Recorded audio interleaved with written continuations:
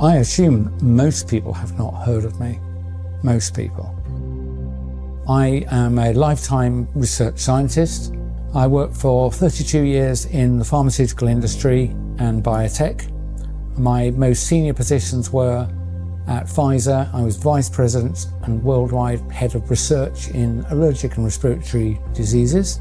Since 2020, I have been speaking out against the fraudulent pandemic and the intentionally dangerous injections. And my experience has been to have been censored and smeared, largely.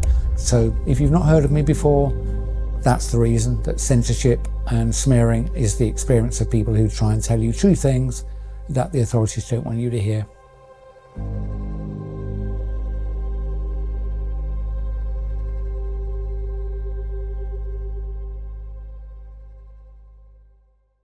I don't want to give up because I'm, nothing to say, but I think I've said enough that if anyone's looking at what I've said or looking for me, they can find me easily enough. And if they're not, putting out another 10 videos or 100 videos is not going to reach them. So I think there'll be things for me to do. I think this could easily be a year of major change, but I can't see the point in doing that much more, frankly. I've done over 300 video and audio interviews, and I'm more concerned than I was in 2020, 21.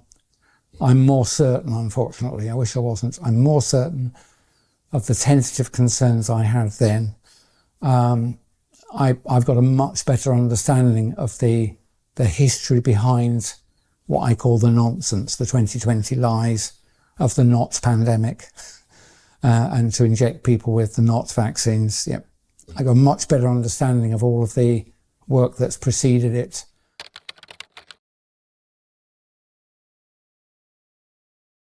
When I first spoke, when I did a major interview in 2021, I was at that point sure that there wasn't a pandemic, or at least whatever was happening had been deliberately and through planning exaggerated to frighten people.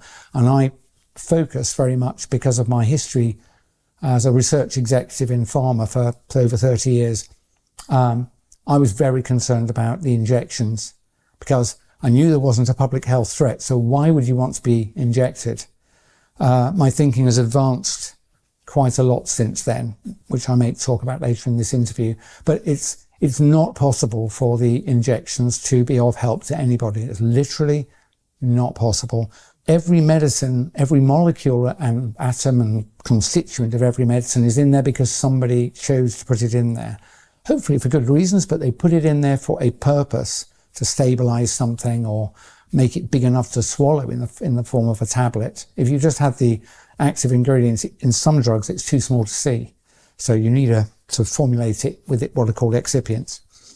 But when I spoke before, I could see multiple features in the so-called vaccines that was not necessary, even if I believed the lies about what I was being told about these things. Even if you believed them, it would not be necessary to incorporate certain features about them.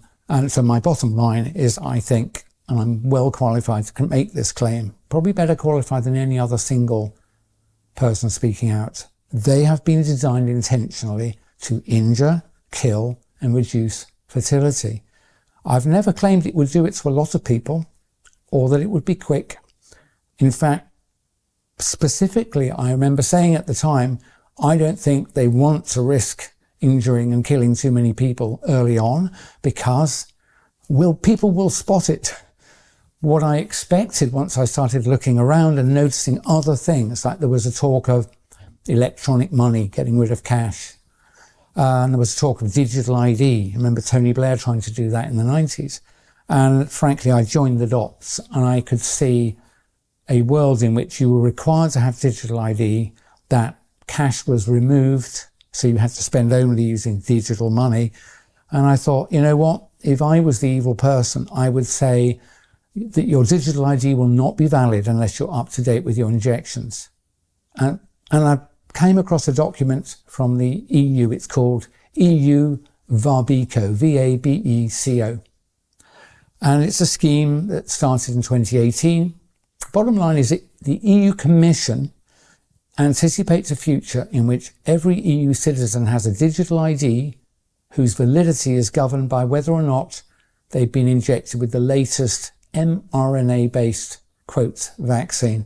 So they anticipate regular injection for the rest of your life. That's, you know, if you, and the idea is it'll improve health and safety as you travel around, which is a lie. It's a lie. You being vaccinated doesn't protect anybody. In fact, I would recommend no one has any vaccines at all, from what I've discovered in the last year or so. But, you know, honestly, when have governments ever given a flying one about your health and safety? You must know that a claim that you must do something for your health and safety is what is called, it's an excuse, it's an ostensible reason. These people who are trying to take our lives away from us always use two things. It's always two things. They'll tell you about something using the excuse, the ostensible reason. So in this case, it'll be you have to be jabbed to protect you from marauding viruses. The real reason is I'm afraid they want to make you ill and kill you. That is the truth. It's absolutely clear. There's really only one senior institution. It's a group of people who you can see as supranational groups from the UN, WHO, the International Panel on Climate Change, the World Economic Forum, you know, Bilderbergs. You should see them as the same. They're different manifestations. Trilateral Commission. Keir Starmer's a member of the Trilateral Commission, the only elected British politician who's a member of this globalist group, at least that particular one. They're all founded by the same group of people. They've been running for, you know, decades to much longer than a century. And I believe they believe their destiny is to control all us little people, all us. They see us as useless eaters. Useless eaters. Where have you heard that phrase before? What happens to useless eaters, do you think? I think they believe it's their destiny, maybe their obligation, to take control of everyone, everywhere, forever, using digital means. So digital ID, digital money, geolocation, and an obligation to be injected, something like that. You don't need much more than that. The control mechanism is so frighteningly simple. I warn people, and I'm not going to sign up for digital ID. I'm probably going to regret that statement, but you don't need a new global single format editable digital biometric ID. But that's what digital ID means. Single global editable biometric digital ID. I'm warning you. I'm trying to help. It's the last really important decision you will get to make. If you sign up for it, the people who are taking over do not require your consent, your collaboration, you to do anything after that. And this is why I'm going to tell you why.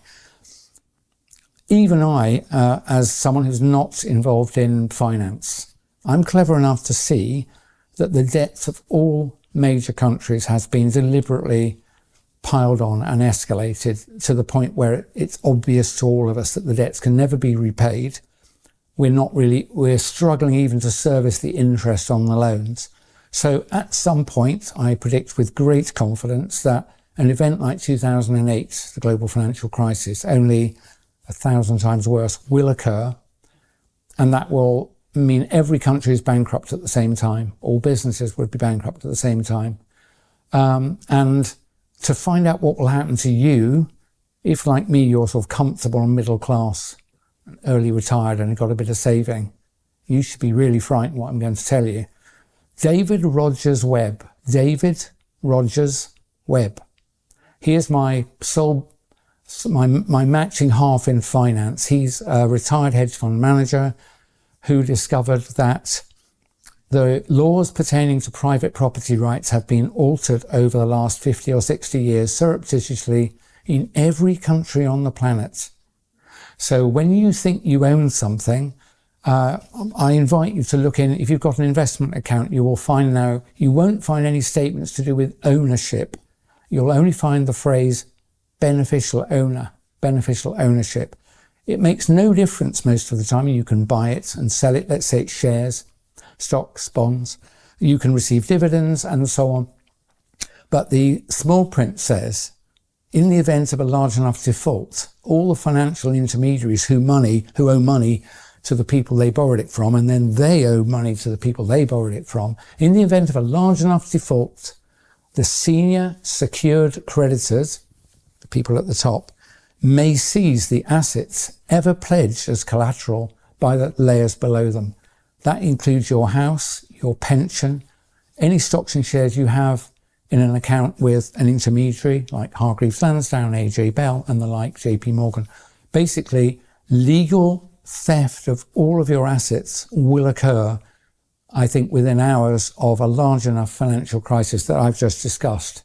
So even if you didn't think anyone was plotting against you, I think you would agree with me that, in fact, I factored in it when I was doing retirement planning. I assumed there would be at least one other 2008 during my life, and I set out my affairs so that I would probably be able to survive that.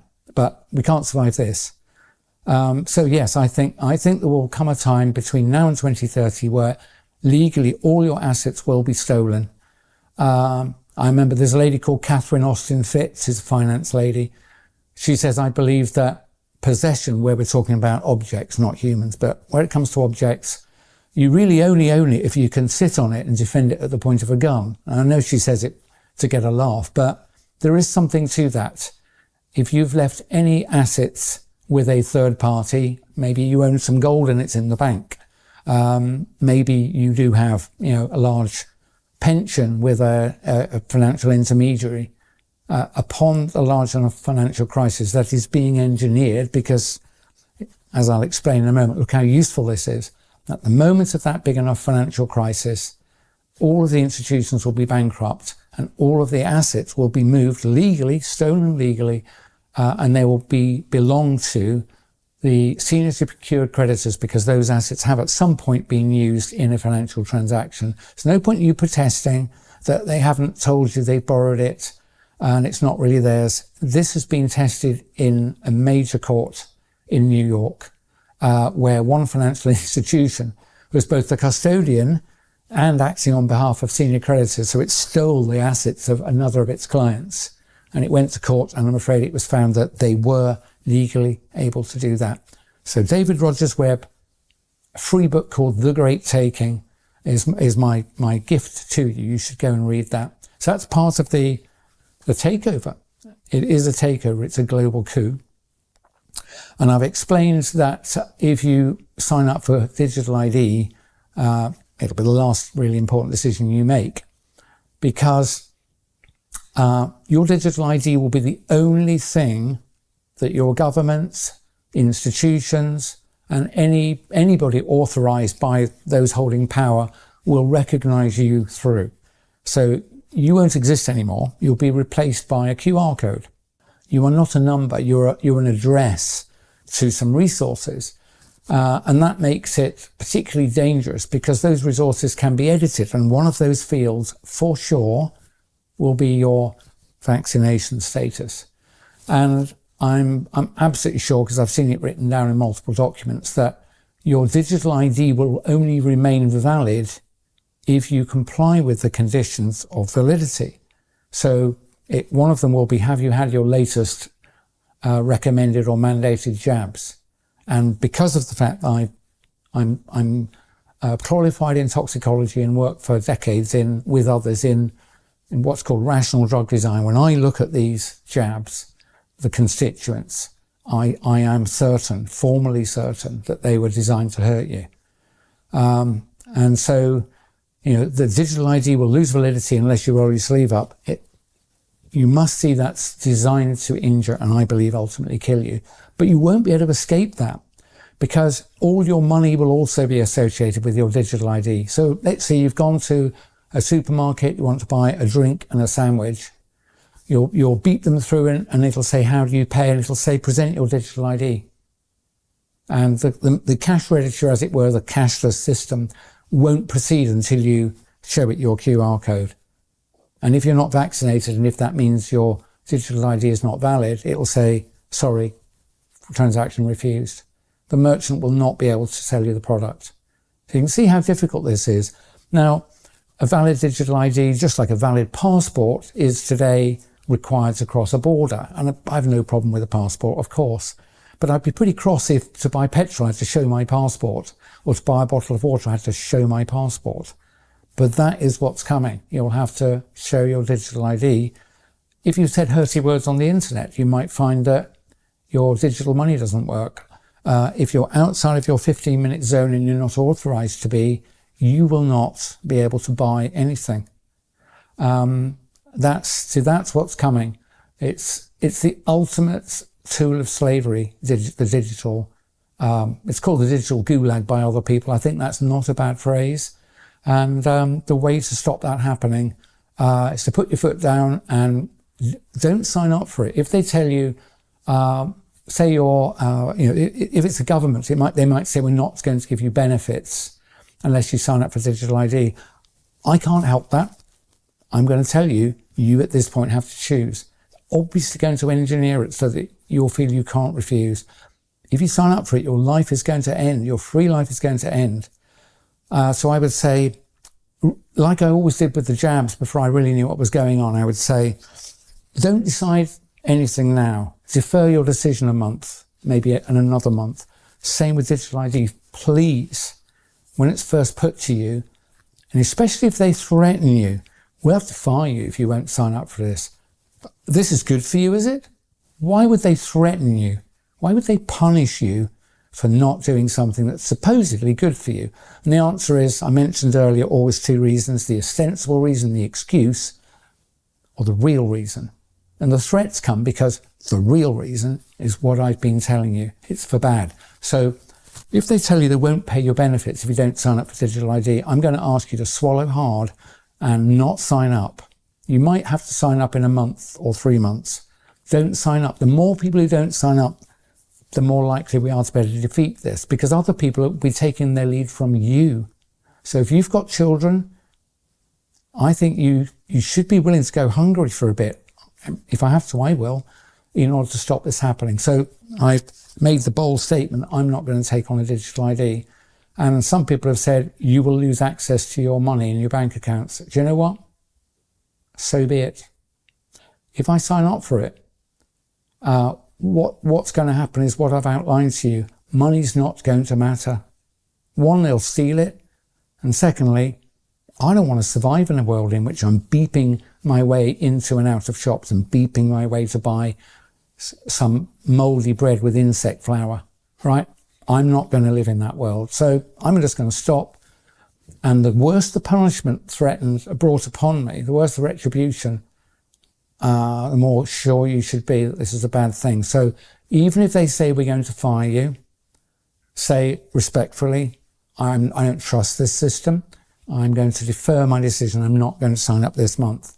Let them fire you. I think they'll have to give up. Remember NHS 100K when they said, we're going to jab you all or you'll lose your job.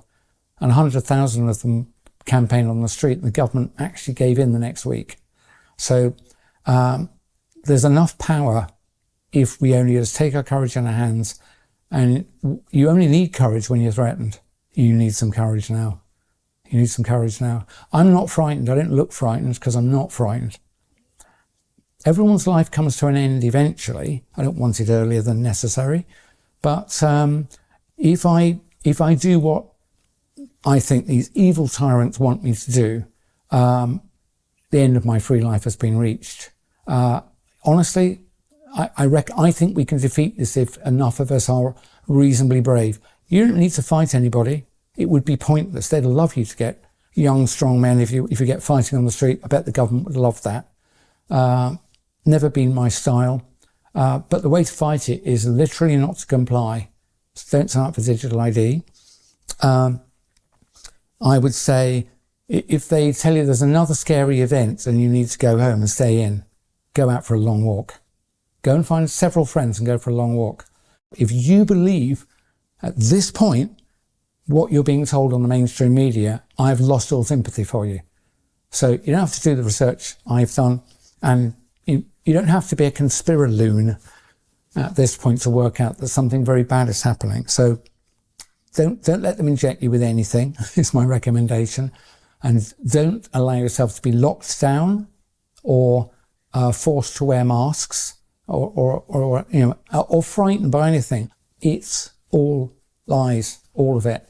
And you've got to take your courage in your hand now and think, do I trust the BBC or this guy, Dr. Mike Yeadon, who warned you about the toxicity of the expected toxicity of the injections I warned about in writing before they were authorised in December 2020. And every day I wished I was wrong, but I'm not wrong. And having been right about that for 4 years, then I think at least do me the honour of exploring some of these things. So I've talked about David Rogers Webb. Another person I recommend, Ben Rubin. Again, I recognise a brother. He was in corporate consulting in one of these, I think KPMG or PricewaterhouseCoopers. And he has discovered that 20 years of his career was to do with like globalizing corporate systems, information systems and so on. And I think when he realized that he'd been part of, preparing an unpleasant scenario, a bit like me with pharma. Luckily, I had retired before I realised what was going on. But just to be clear, I would not take a commission in pharmaceuticals or biotech anymore. I wouldn't work in that sector anymore. I don't trust it, and I don't think it's a good thing. So Ben, look at what Ben Rubin is saying. Ben is a guy who spends a lot of time looking at like whole of governments, looking at whole of corporations, looking at integrated systems. And so he will do a much better job of explaining, as it were, politically how we got here. But I think I'm pretty good at telling you, don't take the vaccine, and don't be frightened by the lies they're going to give us. That's what I would say. And for goodness sake, don't sign up for digital ID.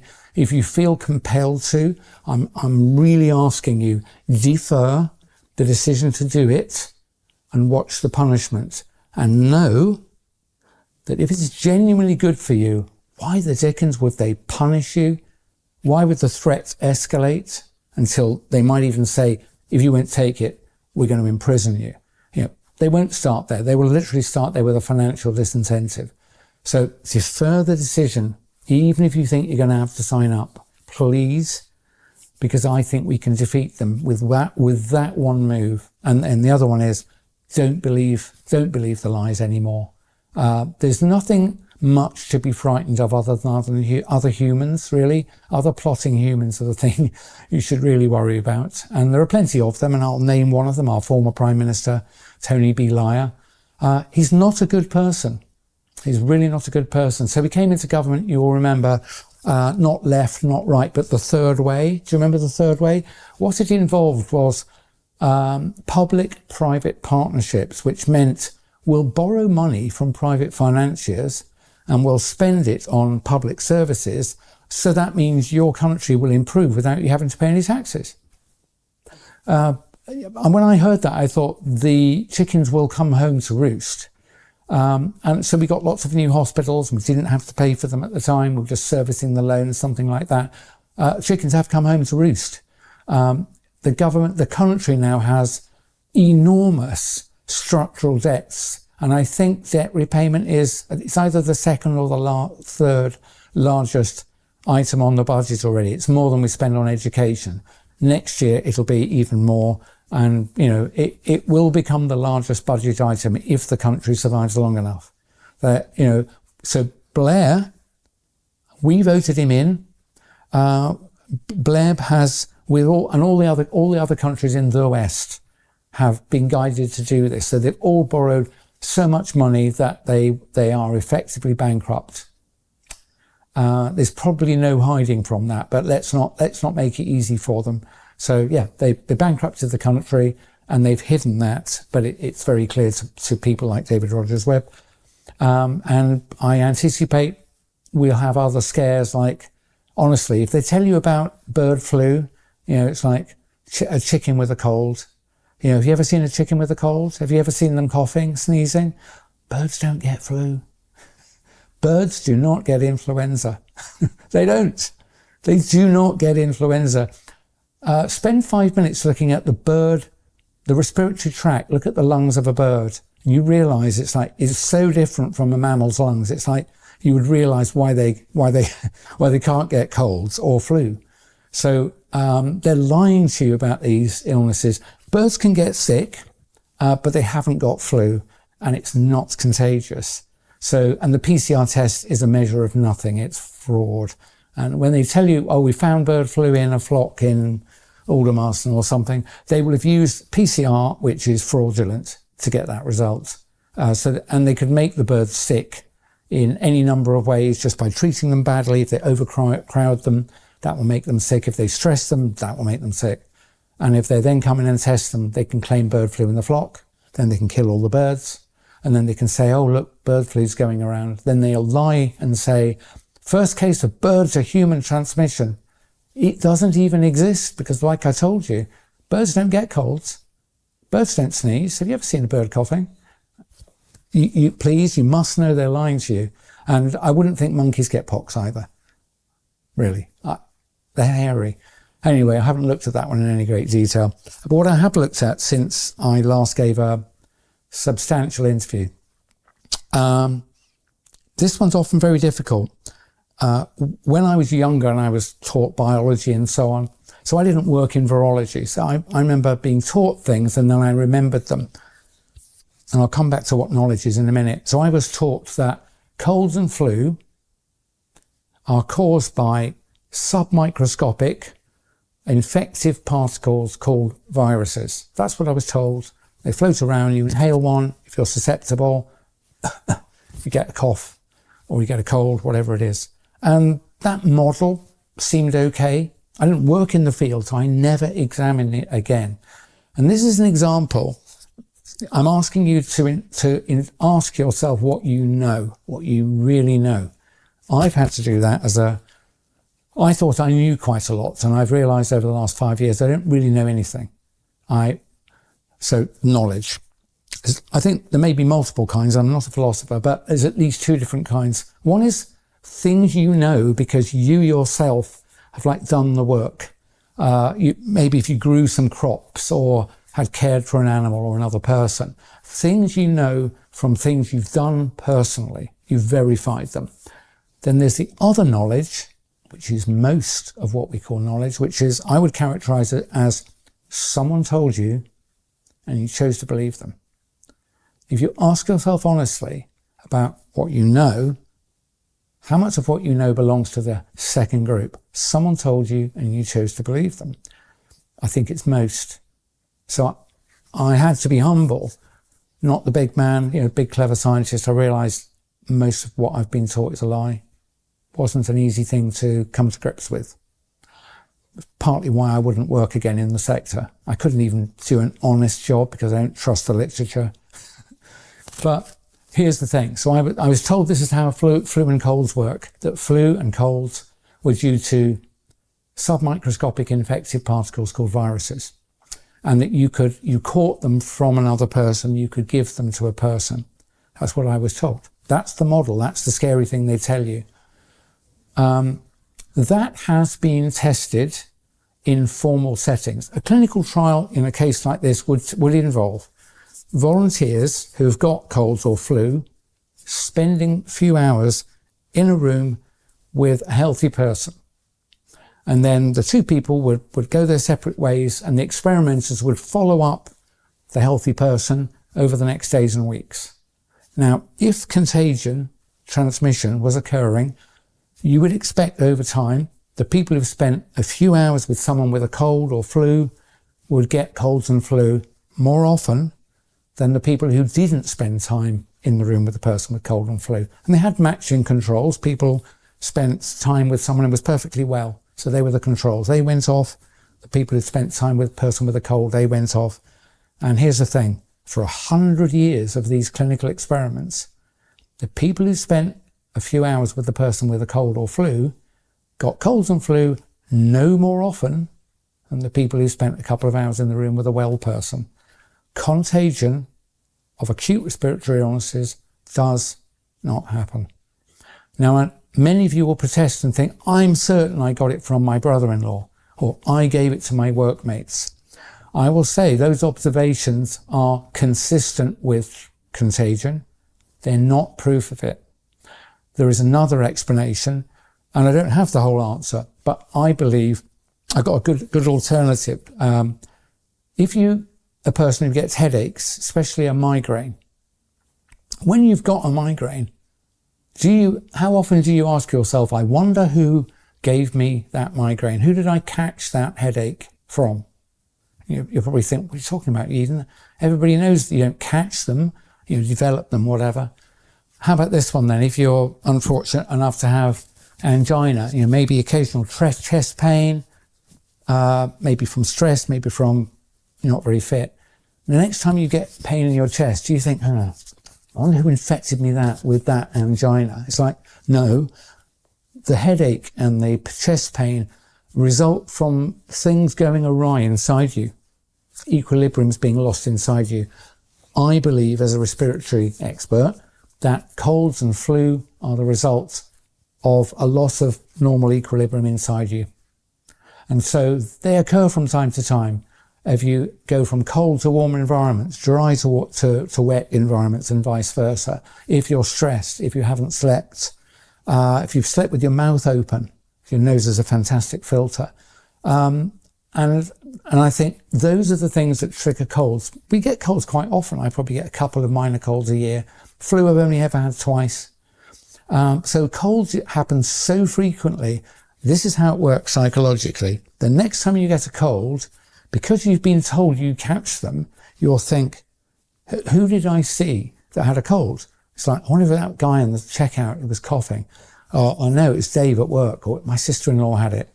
And you will attribute your symptoms to those encounters, because that's what we do. Humans are great at forming patterns. And I'm telling you, it looks like that, but that actually isn't how it works.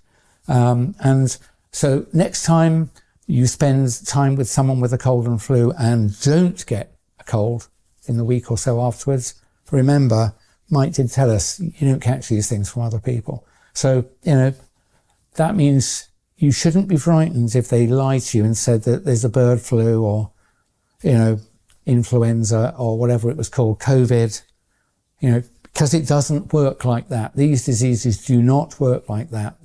They're normal illnesses. Your experience of them is a good guide to what will happen to you if you get one, which is mostly you spend a few days feeling a bit rubbish and then you get better. If it's flu and you're not old and ill, you might have several days where you're really unwell and in bed, but then you get better. So honestly, there's nothing to be frightened of but your other human beings. Do not get vaccinated. Contagion is a lie. You don't have to be paranoid. They really are after us.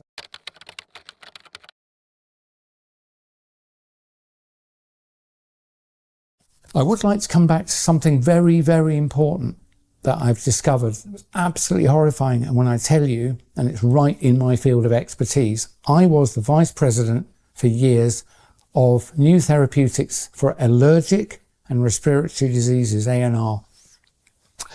I will credit the terrific work of two Americans, Sasha Latypova, Latypova, Sasha Latypova, like me, a retired pharma executive. She worked in development, I was in research.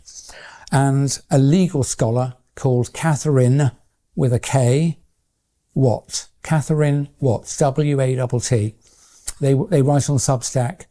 They have uncovered the fact that vaccines have never been intended to reduce diseases or to help you. They have always been what I have determined the COVID shots to be, which is materials that harm you and do you no good. And of course, that's so horrifying that you think, oh my word, all of them? Yep, all of them. I'm not saying they're all as dangerous as COVID jabs, but none of them were good. And rather than trusting me, go and read the work of Sasha Latypova and Catherine Watt, and then it's up to you to decide, okay? If you think that's wrong, That's fine. But one thing Sasha and others discovered, and they shared it with me before they even published it, and as soon as they told me, I knew it was right. Can you remember a time, those of you who are over 60, I'm nearly 65, can you remember a time when you were young when very few people were allergic to peanuts? And very few people were allergic to anything? You probably can, can't you, older folk like me? What we discovered is that if you inject a person with a foreign protein like peanut oil, if you inject a person with tiny doses of that, especially if you do it 2 or 3 times, that person becomes fiercely allergic for life to peanuts. Imagine if you were to inject a whey protein from milk in a tiny dose, so small that you probably wouldn't even notice it on the ingredients list. And if you injected that into your child a couple of times, when they grew up, they might end up, not all of them, but many of them will grow up allergic to milk and milk products and anything that's got whey protein in it. Imagine if they injected you with a beef protein that came from plasma, for example. You often see that in products. A tiny dose, a really tiny dose, so small it'll be off the bottom of the ingredients list, and you injected that person twice with it, they'll become intolerant to meat. Unfortunately, that is all true. All of those ingredients have been found in at least one of the vaccines on the vaccine schedule in America, and they're pretty much global products. These diabolical people have included components in the jabs that your children have been given and you may have received that were designed to sensitize you to every single basic food item. You know, to wheat, to corn, to beef, to chicken, to milk. That's why the number of people, I think like 1 in 3 people has some kind of allergy. It's like, they didn't, when I was young, they didn't. Sasha Latypova was born in the USSR, and as she said in her fruity Russian, she said, when I was young, no one had allergies. When she came to America, I think in the 80s, it was like, what gives?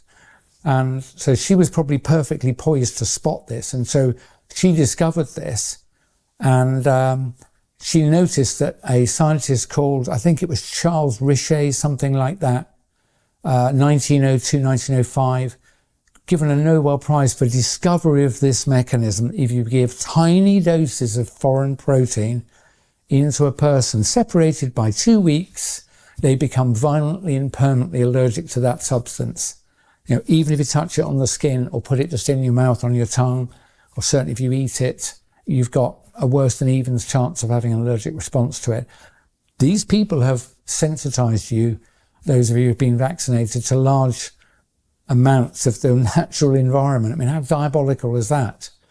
And it's exactly the same mechanism as I called out in 2020 about the COVID jabs. Remember I said that if you ask the human body to make a protein that doesn't belong in you, a non-self protein, a so-called spike protein, wherever it came from, I said if you do that, it will make you, your body will cause an autoimmune reaction, or your body will then make foreign material, your immune system will say, what the hell is that? And will attack it. So it's like a failed organ transplant. It's autoimmunity. That's what has happened through the whole history of vaccination back from the late 1700s to the present day. And that's pretty bad. So that's what I wanted to tell you about vaccines. And as a result of that, I am proudly anti-vaccine of all kinds. Remember, I've told you, at least where it comes to acute respiratory illnesses, they are not contagious or infectious. They're not caused by viruses because there's no scientific evidence for the existence of respiratory viruses. I know this. I've done the work now. I've studied all of the literature. I've studied the clinical side. I've looked at the cell culture side. And as soon as I did, it's so obvious to me that each of the so-called pillars of evidence are fraudulent. They are fraudulent. I haven't personally looked at every virus, but if you go and look at recordings by people like Stefan Lanka, Samantha and Mark Bailey, Andrew Kaufman. Anyway, there are several brilliant people. I reached my own conclusion by doing the work in respiratory and allergy. I have to say, I'm going to leave it to other people to do the work in their own fields, but that has allowed me with confidence to say the things I now say. If any former colleagues, please, want to talk to me about that, if they think I'm wrong, I'm not wrong. I can show you chapter and verse, all the literature references going back to acute anaphylaxis. I've used these models in vitro in industry. It's like, and how do we achieve them?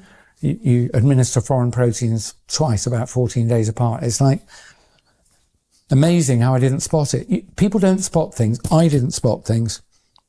Even in what the Americans call your own wheelhouse, because you're not suspecting people are out to harm you.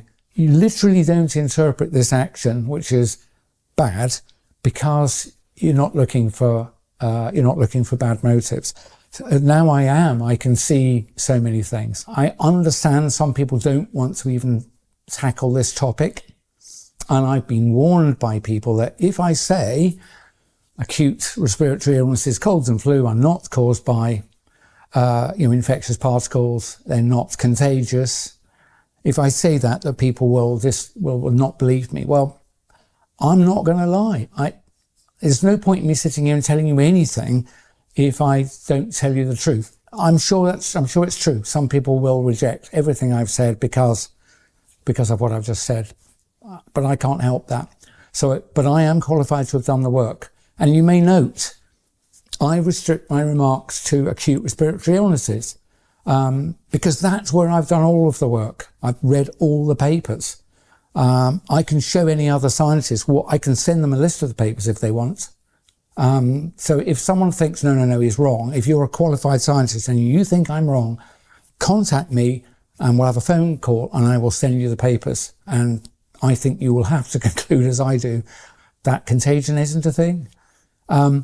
Obviously those illnesses are real. I've had 2 bouts of flu, and dozens of colds. But basically all I'm telling you is that the attribution, the mechanism of them happening is not what we were told. It's something else. I've spent a lot of time working with others in designing therapeutic aerosols, things that you can inhale and will land in the airway. So I know a little bit about the internal architecture of the lungs. You may have heard statistics like the inside surface of your lungs, if spread out flat, is about the size of a tennis court. I mean, whether that's exactly right, I don't know. But it's big. It's a big surface area. And every part of that internal surface is covered with a thin layer of liquid, which has got little mucus in it. Imagine your body all day and all night for whole life has to regulate the thickness, the depth of that little layer of water. If it's too thick, or if it's too thin, or if it dries out, your lungs won't work properly. But I think occasionally they do veer off course. Patches of your lung lose control of what's called airway surface liquid, the wetness on the lining of bits of your lung. I think that's what a cold is. Seriously. I'll also offer one last piece of evidence, just to show I've done the work in my own area. You may know some people with cystic fibrosis, CF. It's a very unpleasant disease.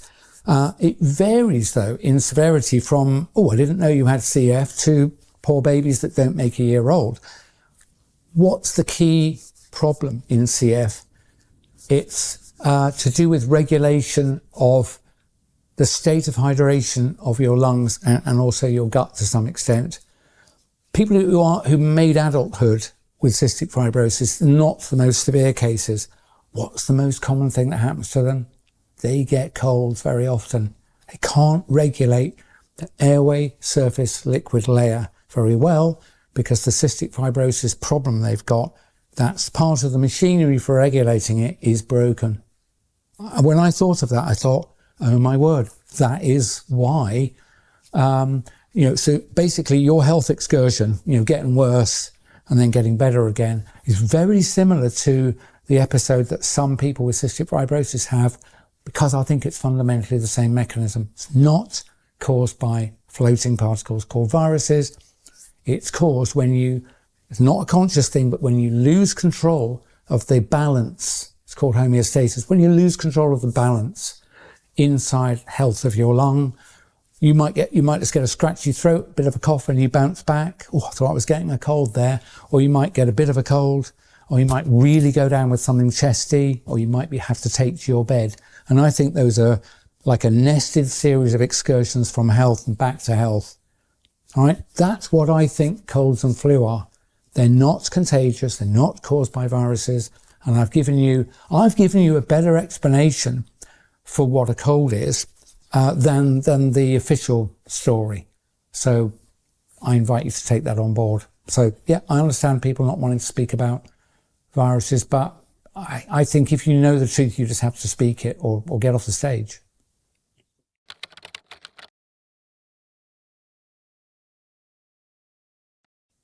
In many interviews, I've been keen to tell people that there wasn't a pandemic, there wasn't a public health emergency, there was nothing unusual happening.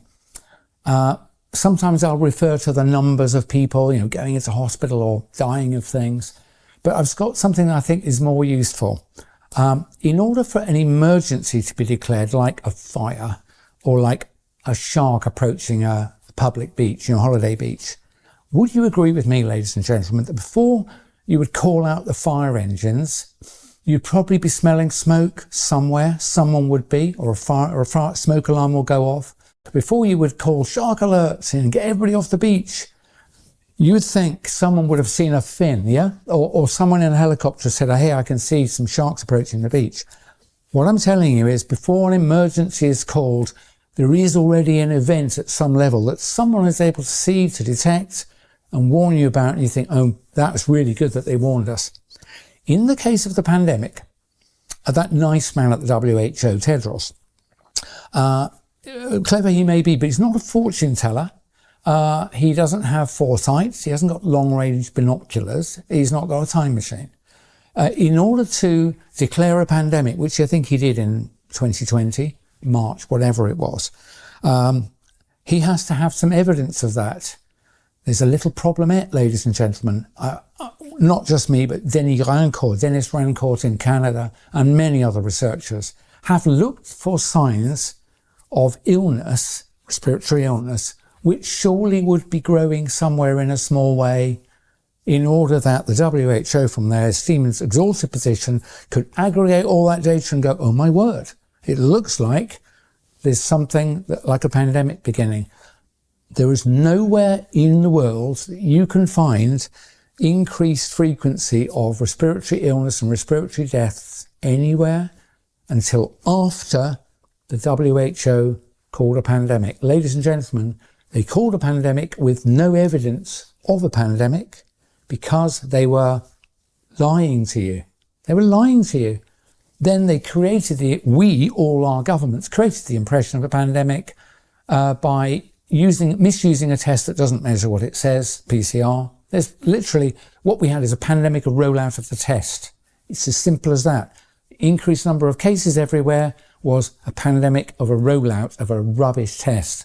It's not a mistake. They knew it was rubbish. They designed it to be rubbish. They designed it to produce positives where there was no illness. And then when people died, they said, oh, they had COVID. They literally did that. And then, I'm afraid, medical procedures in care homes and hospitals led to people being killed. But this is old news. You've heard all this before. I just wanted to tell you, you can't have an emergency without some sign of that emergency emerging somewhere. You need that information in order, as a leader, to say, I'm afraid, folks, I've got bad news. There's an emergency coming, batten down the hatches. For these pandemics, they just lied to you. Nothing was happening. If you go and look for it, you'll not find the evidence. They called the pandemic, and then the data started arriving, which was fraudulent. So it's as simple as that.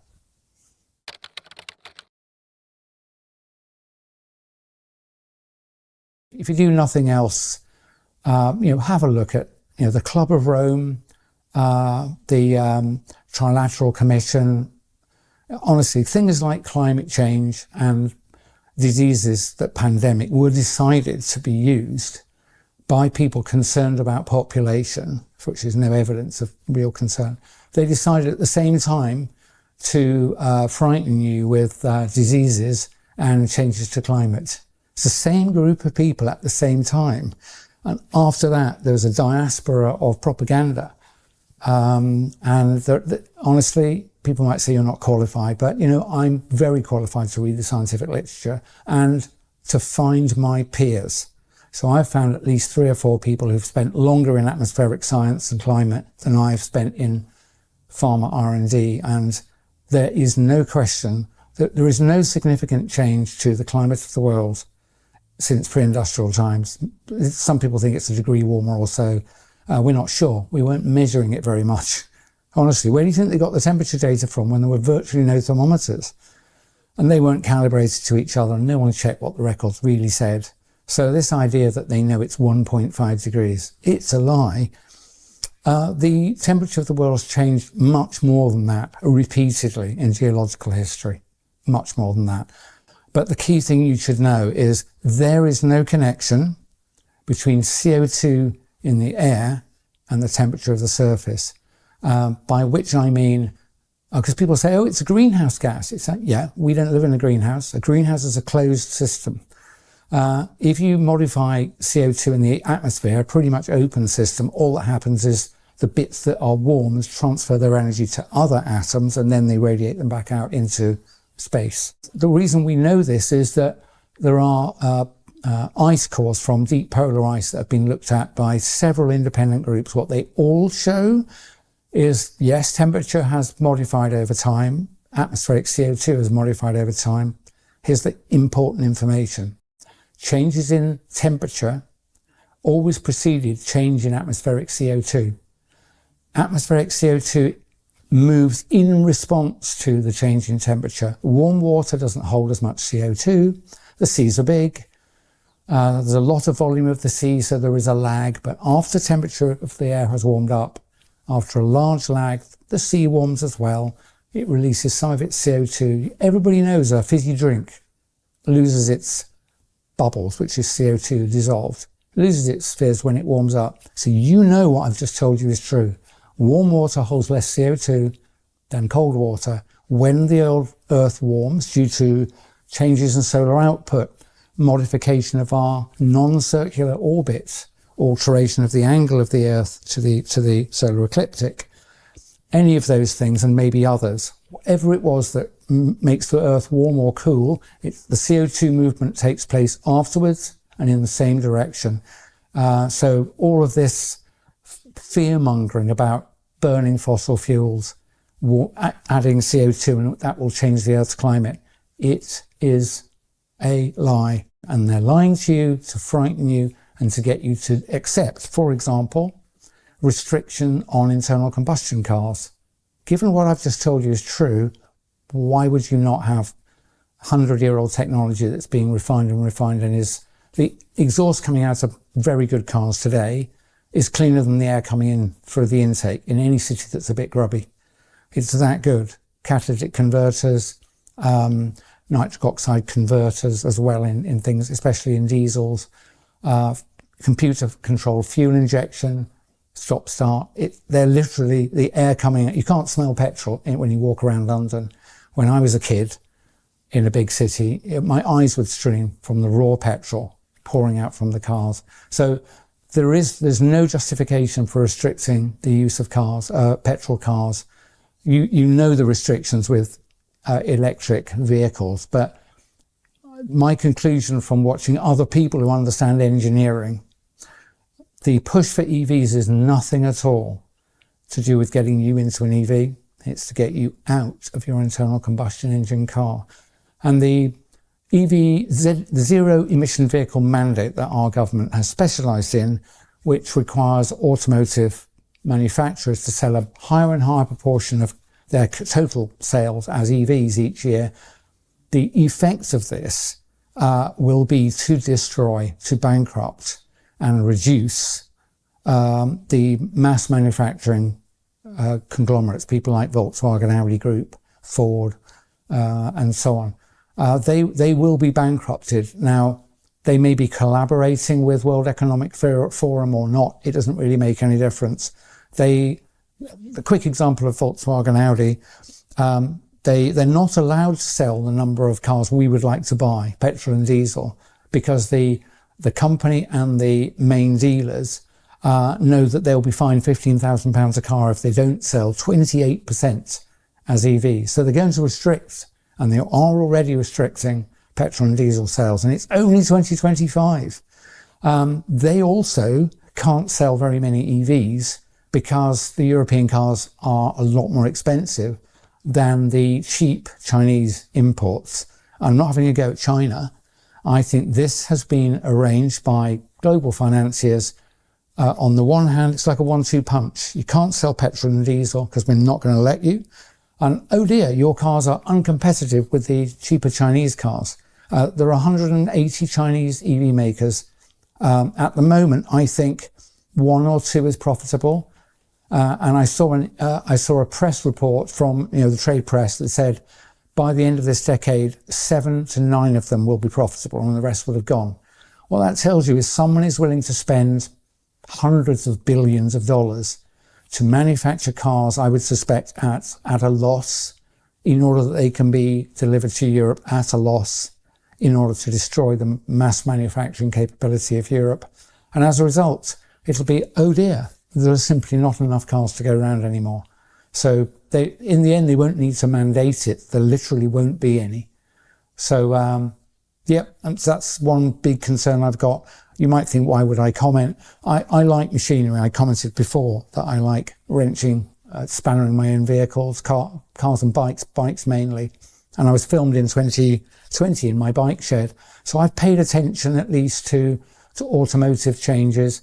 I recently had a hire car on holiday, which was brand new, and I hated it. The thing is full of surveillance technology.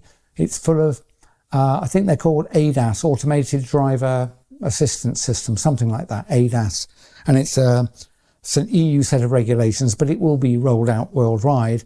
And they're the things that are slightly irritating, that beep at you if you're 3 miles an hour over the prevailing speed limit, will shout at you if you don't stare out of the windscreen constantly. If you take a hand off the wheel, it'll tell you to put your hand back on the wheel. Those have, on average, I read in a trade press, over 10 cameras in the car, only a few of which are outside. Most of the cameras are facing inside and facing you. You are being recorded at all times that you're driving.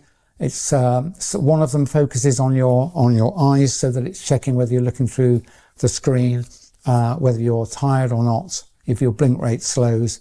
And this is not to assist you. This is ultimately to ensure that you will not be able to control and drive your own car. So let's give you one example.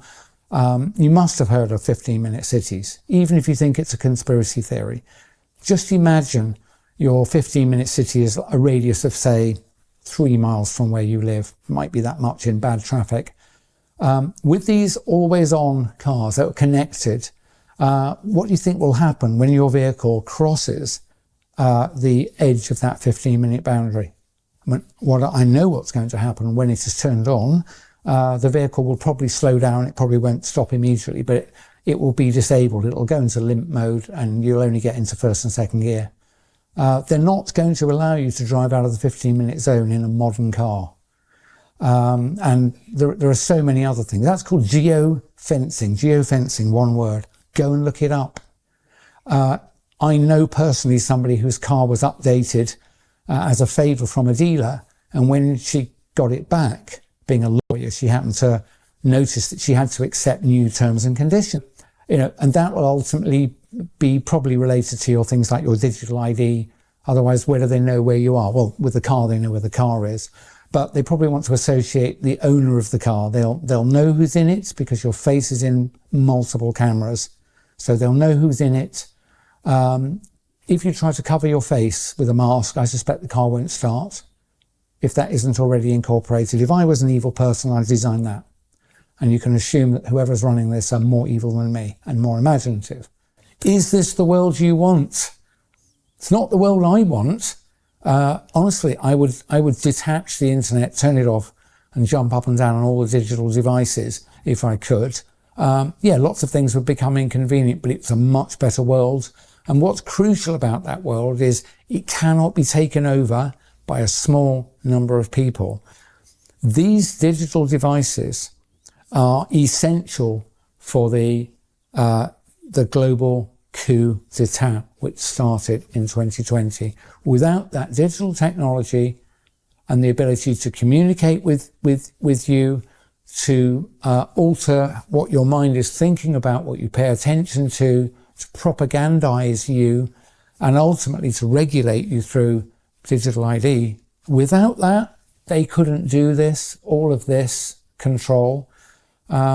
People say, oh, why do they want to do it? It's like, I don't know exactly. I used the example in several previous interviews that if you witnessed an assault of several people were attacking someone on the pavement, and you phoned the police and said, there's an ongoing attack and I'm worried a guy's going to be killed. I've seen a flash, which I think is a knife. Will you get someone here? Wait, straight away. The police go, wait. And before we come out, we need to know what the motive is for the attack. It's like, see, asking why they're doing it is an understandable question, but it's not material to whether it's actually occurring. It is occurring. I don't know exactly why they're doing it. I don't know. I think they're deeply evil people who feel entitled to control the life of people like you and me, who they regard as profane, useless eaters. That was a phrase used by Mao, by the way, before he took steps, which led to the deaths by starvation of hundreds of millions of people. I think these people have absolutely no difficulty in taking steps that will lead to the deaths of hundreds of millions of people. It's been done repeatedly. And these people are entirely comfortable in doing it. And they are doing it. So I've said to people, you didn't know that the injections were dangerous initially. You do now. Anybody who rolls up their sleeve now and has an injection, I have no sympathy for you whatsoever. I know that's an unpleasant thing to say, but I'm not trying to be a diplomat here. If you are so stupid and uninformed that you will allow yourself to be injected again, I have no sympathy for you.